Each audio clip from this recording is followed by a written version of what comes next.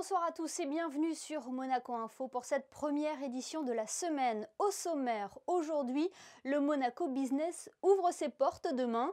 Les différentes thématiques qui seront abordées lors de cette 8e édition seront indéniablement liées à la situation actuelle. Nous en parlerons avec le fondateur du salon, Maurice Cohen. Eux aussi ont décidé de maintenir leur manifestation. Les Sportel Awards auront bien lieu demain. Les personnalités du monde du sport ont répondu présentes, comme nous le confirmera le vice-président délégué de Monaco Mediax, Laurent Pionce. Mais avant cela, le prince Albert II s'est rendu ce matin dans la vieille ville d'Antibes, un site historique Grimaldi de Monaco. Lors de sa présence dans cette commune des Alpes-Maritimes, le souverain a pu découvrir une exposition exceptionnelle au musée Picasso, où vous vous trouvez d'ailleurs, Vanessa Dessy. Et oui, le musée Picasso est installé au château Grimaldi, occupé dès 1385 par une branche de la famille. Ce lieu est aujourd'hui classé au titre de site historique des Grimaldi de Monaco. Le grand schisme d'Occident entre la papauté de Rome et la papauté d'Avignon offre l'opportunité aux Grimaldi de récupérer, de mettre dans leur escarcelle la seigneurie d'Antibes qu'ils vont devoir céder au roi de France en 1608 à Henri IV, à un moment où Antibes est une ville et un port stratégique, donc invite élégamment les Grimaldi à céder leur place forte d'Antibes. Et à ce moment-là, cette branche des Grimaldi d'Antibes se replie en quelque sorte sur Cagnes.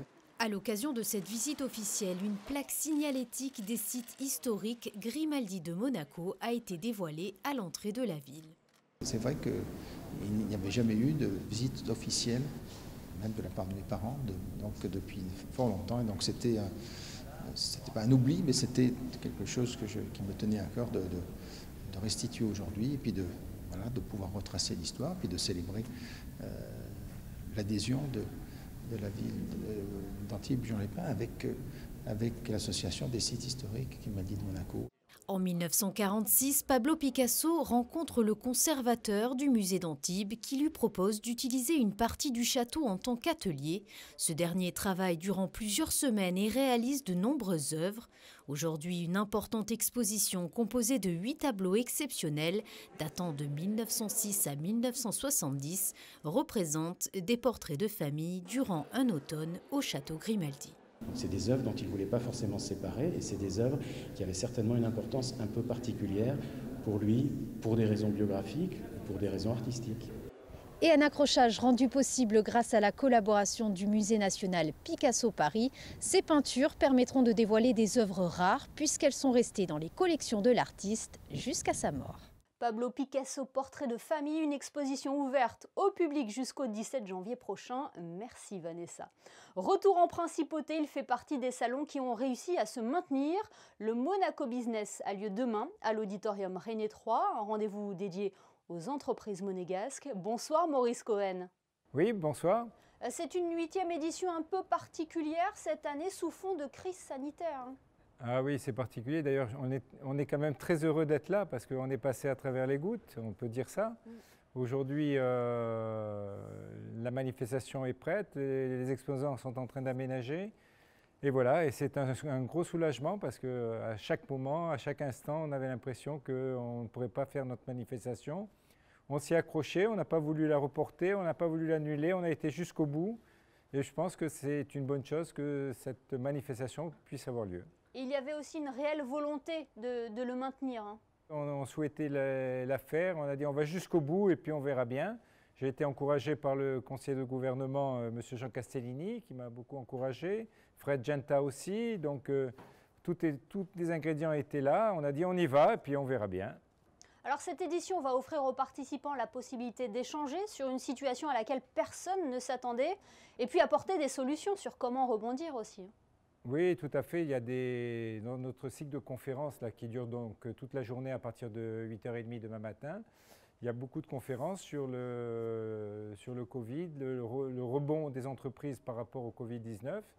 Et puis, il y a une multitude de conférences sur des thèmes très numériques d'ailleurs, puisqu'il y aura un thème sur le iCloud monégasque. Oui. Il y a une intervention de Frédéric Genta, il y a une intervention de Monaco Télécom aussi. Donc, on a tous toutes les sociétés du numérique installées en principauté sont pratiquement dans notre manifestation. Voilà, le numérique affiché comme l'une des solutions. Ce n'est pas la première fois que c'est l'un des grands thèmes de ce Monaco Business, hein. Non, ce n'est pas la première fois, mais vous savez, aujourd'hui, on ne peut plus vivre sans le numérique. Et il y a une multitude de sociétés qui proposent des services et qui apportent des solutions aux entreprises pour pouvoir faire face à la situation. Et aujourd'hui, quand on voit les problèmes liés au Covid, on se rend compte que le numérique a une place prépondérante dans nos activités. Autre aspect, il y a aussi le télétravail qui s'est évidemment bien développé au vu du contexte. Oui, le télétravail est un élément important. Au début, personne n'y croyait, tout le monde avait un petit doute. Et puis finalement, il est mis en place et aujourd'hui, c'est une solution importante pour nos entreprises de pouvoir bénéficier du télétravail pour nos salariés. Alors combien de personnes sont attendues à cette 8e édition du Monaco Business, Maurice Cohen? J'imagine qu'il y a une jauge à respecter. Oui, on a une jauge de 500 personnes circulant. On ne peut pas accueillir plus de 500 personnes en même temps. D'accord. Bon, dans la journée, on fait entre 800 et 1000 visiteurs, donc ça devrait bien fonctionner. On aura donc mis en place ce qu'il faut à l'entrée et à la sortie pour pouvoir compter. Mais voilà, et puis demain, il y a un événement quand même important parce que vous voyez que je suis devant le stand du MEB, du Monaco Economic Board, qui pour la première fois est devenu un partenaire majeur de notre manifestation et qui s'est associé à la CCI Nice Côte d'Azur pour, un, être présent physiquement sur la manifestation et deux, avoir une conférence sur le développement des entreprises à l'international en coopération avec la CCI Nice Côte d'Azur. D'accord. Et tout le programme est à retrouver sur le site internet de Monaco Business. Bien entendu, il y a le site internet et puis il faut savoir que c'est gratuit. Et il faut juste s'inscrire sur le site internet pour qu'on puisse organiser la manifestation et avoir un bon déroulé. Merci beaucoup Maurice Cohen d'avoir été avec nous ce soir. Merci. Nous retrouvons à présent Alexandra Pani pour un tour d'horizon de l'actualité du jour. Alexandra, bonsoir. Nous avons vu une forte hausse de personnes résidentes touchées par le coronavirus ces derniers jours. Bonsoir Émilie, tout à fait. Les bilans sanitaires de ce week-end font état de 14 nouveaux cas pour la journée de vendredi, un nouveau cas samedi et 10 dimanche. C'est la première fois depuis le début de la crise sanitaire que 25 nouveaux cas sont comptabilisés en un week-end et parmi eux 2 hautes personnalités de la principauté, l'archevêque Monseigneur David et le président du Conseil national Stéphane Valéry. Les informations ont été publiées sur les pages Facebook du diocèse de Monaco et du Conseil national. Leur état n'inspire aucune inquiétude, ils se sont simplement placés en isolement pendant 14 jours.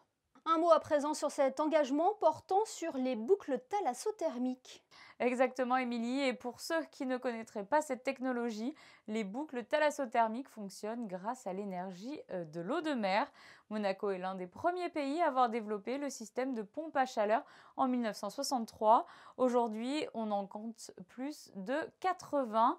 2 boucles thalassothermiques sont donc en cours de réalisation pour permettre d'optimiser l'efficacité de cette technologie et permettre de chauffer ou refroidir plus de bâtiments dans les quartiers de la Condamine et du Larvoto. Ce matin, le ministre d'État a signé avec l'administrateur directeur général de la SMEG le traité de concession de ces 2 boucles, un contrat sur 30 ans pour leur exploitation et leur commercialisation. L'arrivée de cette technologie à Monaco permettra d'accélérer la transition énergétique en principauté.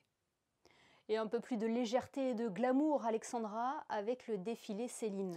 Il s'est monté en catimini et a été tourné dans le plus grand secret ces dernières semaines dans les lieux emblématiques de la principauté. Monaco a été choisi comme décor du défilé exceptionnel de la maison parisienne Céline. La collection Femmes Printemps-Été 2021 dévoilée donc hors Fashion Week ce lundi en direct à 16h sur le site internet et la page Instagram de la maison haute couture. Merci Alexandra. Direction le Grimaldi Forum à présent où les organisateurs des Sportel Awards ont été obligés de revisiter le format cette année, situation sanitaire oblige. Laurent Pionce nous l'expliquera dans quelques instants. Au programme de cette 31e édition, la traditionnelle cérémonie de remise des prix, un coup de projecteur sur le football féminin et une journée totalement dédiée à l'e-sport. Frédéric Elion revient justement sur ce phénomène qui prend de l'ampleur. C'est une discipline en plein essor qui réunit des millions d'adeptes dans le monde entier et dont la communauté ne cesse de grandir.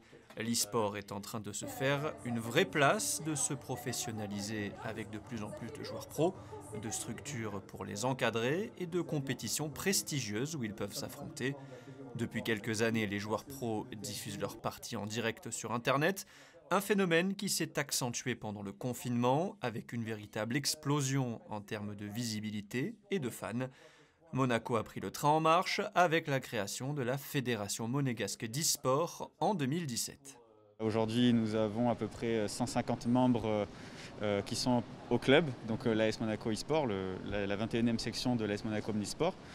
Et nous sommes à peu près sur 3 jeux, 3 sections, donc qui sont Fortnite, Call of Duty et FIFA 2021, du coup, pour le nouveau jeu qui vient de sortir. Au niveau de l'actualité, nous allons bientôt commencer les sélections nationales pour pouvoir sélectionner des jeunes monégasques pour pouvoir les envoyer à la Coupe du Monde de e-sport, parce que nous avons récemment aussi rejoint la Fédération internationale de e-sport. Donc voilà, beaucoup d'actualités en 6 mois qui ont été faites et donc voilà, c'est une bonne chose pour le e-sport à Monaco.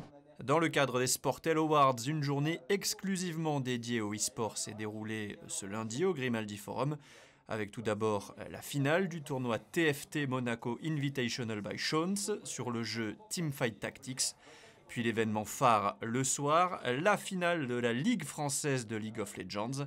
Sachez que la Fédération monégasque d'e-sport est en train de travailler sur un autre événement pour le mois de décembre.